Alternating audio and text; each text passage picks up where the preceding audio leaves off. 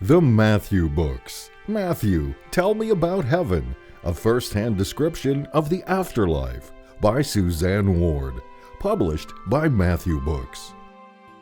Part 2, Nirvana. Time. Suzanne, you've said that time doesn't exist there as we know it, so why do you use the word time or refer to our specific time periods? Please explain the difference between your time and ours. Matthew, well, Mother, I'll try. As for using your time words, we have to use the measurements you have devised for comprehending your past, present, and future so you'll understand our messages. There's no common frame of reference except your languages, which have no words for clearly explaining our time or distance in the universal sense either. None are needed in your language because you have no way to perceive reality beyond your sensory dimensions. So it's much easier for us, and certainly for you, if we use your words relating to clocks and calendars, although they're not applicable here. We do have a sense of chronology, however, which we express as soul growth stages, or experiencing passages, or sequential series of events. The process of accomplishing growth goals is our measurement of what you call past, present, and future. I know this is quite imprecise by your standards, not to mention confusing. Obviously, your vocabularies can't have explicit words to define that which is unknown to you, and so we can only make our best efforts at describing approximations of life beyond your consciousness.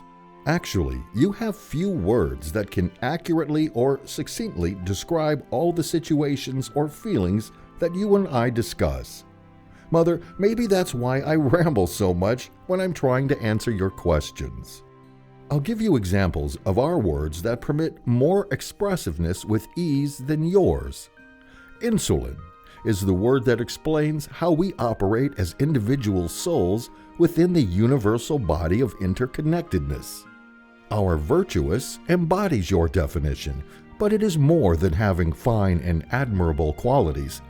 It describes the angels, encompassing their strength of purpose, great accomplishment of learning and serving, and exalted essence that has added to their light.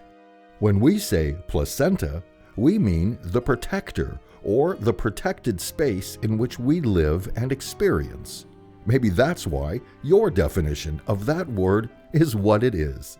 I know I digressed from time, but did I satisfactorily explain why we use your words that relate to it? Suzanne, yes, thank you, dear.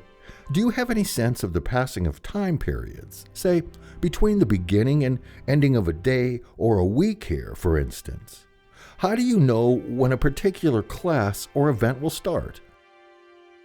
Matthew, although we have variations in the colors of our skies at intervals that could be considered like your daybreak and eventide, we don't have periods equivalent to your 24-hour days or 7-day weeks, and we have no need to mark the beginning or ending of any time frame that is simply time passing.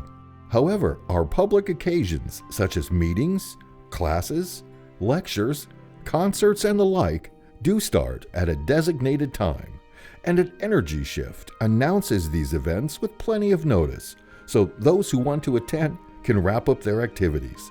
So we do have advanced awareness of scheduled events and a sense of soon or later, but not a specific moment.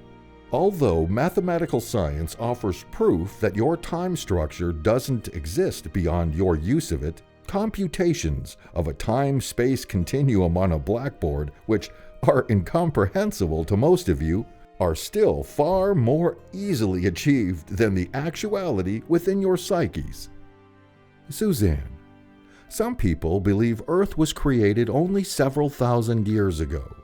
In the universal concept of time, could they be right, and the scientists whose estimates run in the billions of years be wrong?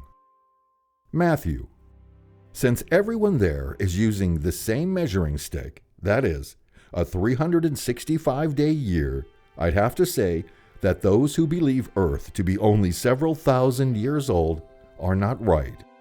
The evolutionary development of the planet and its life forms could not have happened as it did and still be scrunched into that short time frame of yours. However, since all of your time measurements, minutes or millennia, are fabricated to suit only your purposes, both of those estimated ages are useless on a universal basis. Mother, it isn't necessary for your thoughts to struggle further with this time thing, residency here, or maybe sooner on Earth, after the planet enters fourth density at the end of your year 2012.